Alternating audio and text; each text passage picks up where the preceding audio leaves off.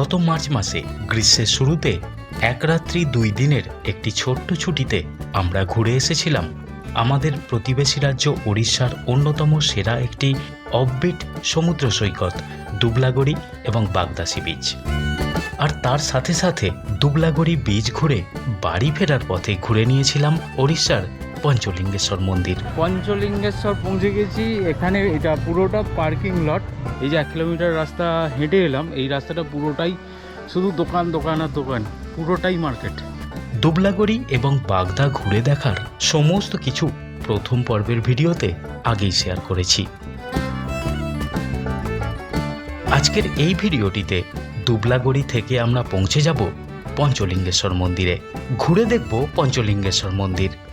এবং আগামী দিনে আপনারা যারা পঞ্চলিঙ্গেশ্বর যাওয়ার প্ল্যান করছেন তাদের জন্য থাকছে কলকাতা থেকে ওড়িশার পঞ্চলিঙ্গেশ্বর বেড়াতে যাওয়ার সমস্ত কিছু তথ্য। দুবলাগড়িতে আমরা ছিলাম ব্ল্যাকবেরি রিসর্টে। বেলা 11টা নাগাদ আমরা দুবলাগড়ির রিসর্ট থেকে চেক আউট করলাম। আচ্ছা, এখন বাজে মোটামুটি ঘড়িতে সময় প্রায় 11টার কাছাকাছি। আমাদের টিফিন কমপ্লিট করে আমরা প্রথমে একবার প্ল্যান করেছিলাম যে এখান থেকেই লাঞ্চটা সেরে তারপর চেক আউট করবো, বেরিয়ে যাব পঞ্চলিঙ্গেশ্বরের দিকে। তারপরে দেখলাম সময় নিয়ে একটু সমস্যা হয়ে যাবে, কারণ লাঞ্চ ফাঞ্চ করে বেরোতে 12টা 1টা বেজে যেতে পারে। তো সেই কারণে আমরা চেক আউট করে যাচ্ছি 11টা বাজে। রাস্তায় কোথাও খাওয়া দাওয়া সেরে নেবো। আপাতত লাগেজ ফাগেজ গাড়িতে তুলে বেরিয়ে যাব বাগদা বিচ থেকে যাব পঞ্চলিঙ্গেশ্বরের দিকে। আমাদের প্ল্যান হচ্ছে আপাতত এখান থেকে পঞ্চলিঙ্গেশ্বর প্রায় 60 কিলোমিটার রাস্তা। এখান থেকে ফার্স্ট যাব NH-16, হলদিপোদা মোড় পর্যন্ত যাব। হলদিপোদা মোড় থেকে কলকাতার দিকে না গিয়ে আমরা যাব বালাসোরের দিকে। বালাসোর পর্যন্ত গিয়ে বালাসোর থেকে আবার ডান দিকে ঘুরে যাব। সেখান থেকে নীলগিরি রেঞ্জ হয়ে আমরা চলে যাব পঞ্চলিঙ্গেশ্বর মন্দির, কুলিয়া ফরেস্টে। দুবলাগড়ি থেকে আমরা চলে এলাম প্রায় 10 kilometre. National highway 16 Chennai road ধরে নিয়েছি। এখান থেকে আমরা বালাসোর পেরিয়ে খানিকটা আরও এগিয়ে যাব NH-16 ধরে। তারপর ডান দিকে একটা কাট আছে, ওই কাট দিয়ে নেমে গিয়ে আমাদের ডেস্টিনেশন হলো পঞ্চলিঙ্গেশ্বর মন্দির। আপনারা যারা কলকাতা থেকে সরাসরি পঞ্চলিঙ্গেশ্বর আসতে চাইছেন তাদের জন্য জানিয়ে রাখি, হাওড়া বা শালিমার রেলওয়ে স্টেশন থেকে আপনাকে পৌঁছতে হবে বালাসোর রেলওয়ে স্টেশনে। সেখান থেকে অটো বা যে কোনো 4 হুইলার বুকিং করে খুব সহজেই পৌঁছে যাওয়া যায় পঞ্চলিঙ্গেশ্বর মন্দির। বালাসোর স্টেশন থেকে পঞ্চলিঙ্গেশ্বরের দূরত্ব প্রায় 30 কিলোমিটার। এই পথ যেতে সময় লাগে 1 ঘন্টা বা তার কিছু বেশি। বর্তমানে বালাসোর থেকে পঞ্চলিঙ্গেশ্বরের অটো ভাড়া 600 টাকা, আর ছোট 4 চাকা গাড়ির ভাড়া 900 থেকে 1000।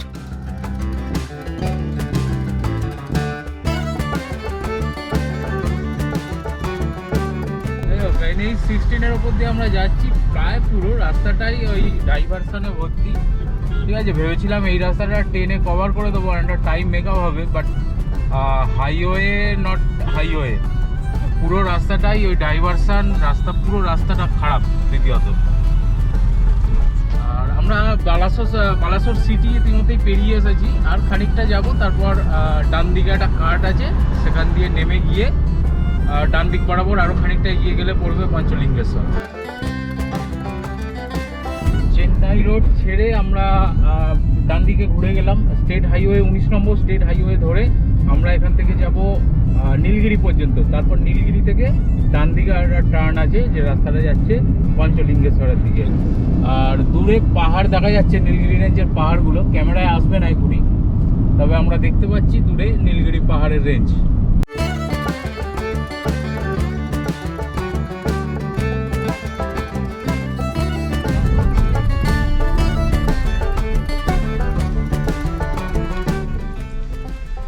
কত টাকা? 35 টাকা। এটা কি টোল? পার্কিং আবার কি এক্সট্রা পয়সা দিতে হয়? না না,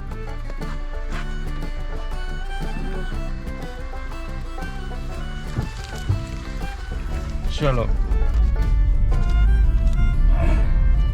এই যে এটা টোল লাগলো গভর্নমেন্ট অফ ওড়িশা। 35 টাকা।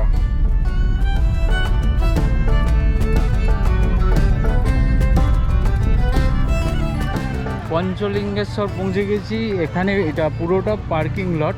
এখানে টয়লেটের ব্যবস্থা আছে। টয়লেট ইউজ করার জন্য পার হেড 10 টাকা করে লাগবে। আর এখানে খাওয়া দাওয়ার প্রচুর জায়গা আছে, চা থেকে শুরু করে সমস্ত রকম খাওয়া দাওয়ার সব দোকান আছে। আর পঞ্চলিঙ্গেশ্বরের যে মন্দিরটা মেন, সেই মন্দিরটা প্রায় এই পাহাড়টা প্রায় 1 কিলোমিটার ট্রেক করে উপরে উঠতে হবে।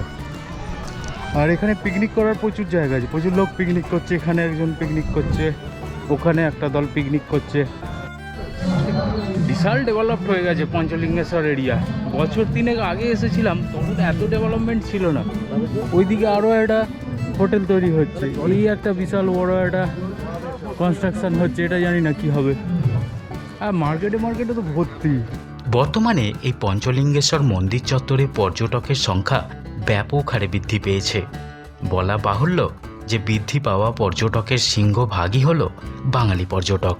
পর্যটক বৃদ্ধির ফলে মন্দিরের আশেপাশে গড়ে উঠেছে হরেক রকমের দোকানপাট। থাকা এবং খাওয়ার হোটেল নিয়ে কোনো সমস্যা নেই। 600, 700 বা 1000-এর মধ্যে এখানে অনায়াসেই থাকার ব্যবস্থা হয়ে যাবে। বেশ কিছু হোটেলের ফোন নাম্বার ডেসক্রিপশন বক্সে দিয়ে রাখলাম।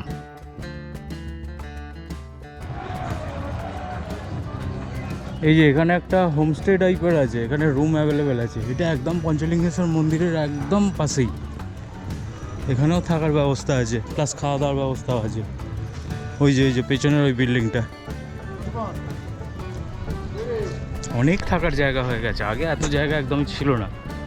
এখানে একটা বেশ ভালো দোকান আছে, চা পাওয়া যাচ্ছে, আইসক্রিম, ওদিকে কোল্ড ড্রিঙ্কস, লেস কুরকুরে তো আছেই। সিঁড়ির পর্যন্ত কি দোকান নেই? কত করে গো পুজোর? 20 টাকা। 20 টাকায় কি কি দেবে? নারকেল, ফুল, বেলপাতা। নারকেল দিলে, বেলপাতা, ধুদ্র ফুল, জবা ফুল। এই ছবিগুলো কত করে গো? এই ছবিগুলো 10 টাকা, 20 টাকা। এই বড়গুলো 20, ওরা 20। আর এই ছোটগুলো 10। ভাই গেটের সামনে এসে গেছি আমরা। যেখানে গাড়ি পার্কিং করেছি সেখান থেকে প্রায় 1 কিলোমিটার রাস্তা হেঁটে এলাম। সেটা এরকম রাস্তা ছিল। আর এই যে 1 কিলোমিটার রাস্তা হেঁটে এলাম, এই রাস্তাটা পুরোটাই শুধু দোকান আর দোকান, পুরোটাই মার্কেট। তারপরে এই রাস্তাটা হেঁটে আসার পরে এই যে সামনে গেট, এখান থেকে এবারে সিঁড়ি আছে। 310টা মতো সিঁড়ি আছে। সেই 310টা সিঁড়ি পেরিয়ে তারপরে পঞ্চলিঙ্গেশ্বরের মন্দির দেখতে পাবো। কতক্ষণ লাগতে পারে? কতক্ষণ লাগাবি ভাই বল? 310টা সিঁড়ি মোটামুটি 15 মিনিটে আরামসে উঠে যায়। 15 মিনিট। সিঁড়িগুলো খুব একদম সফট, মানে স্টিপটা খুব- উঠতে, হ্যাঁ কোনো অসুবিধা নেই এখনো পর্যন্ত। এবার ওপরে গিয়ে কি কেস আছে জানি না। ওপরের সিঁড়িগুলো সম্ভবত একটু খাড়াই ছিল। তবে জায়গাটা বিশাল ডেভেলপ করে গেছে, মানে লাস্ট 2-3 বছরে। এত দোকানপাট, এত হোটেল সেই সময় কিন্তু একদমই ছিল না।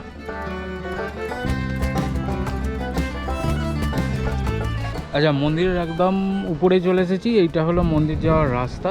নিচে থেকে সিঁড়ি দিয়ে উপরে আসতেই মিনিট 5-7 লাগলো। এমন বিশাল কিছু টাপ না, যে কেউ উঠে আসতে পারে। যে একমাত্র যাদের পায়ের সমস্যা বা হাঁটুর সমস্যা তাদের ক্ষেত্রে অসুবিধা হবে, বাকি কোনো ব্যাপার না।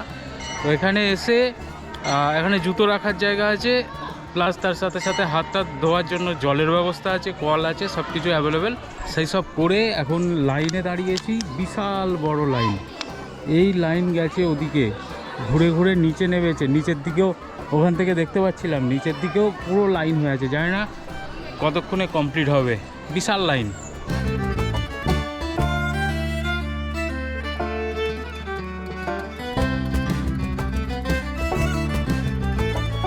মন্দিরের মূল অংশে বর্তমানে ভিডিওগ্রাফি বন্ধ থাকায় দেখাতে পারলাম না।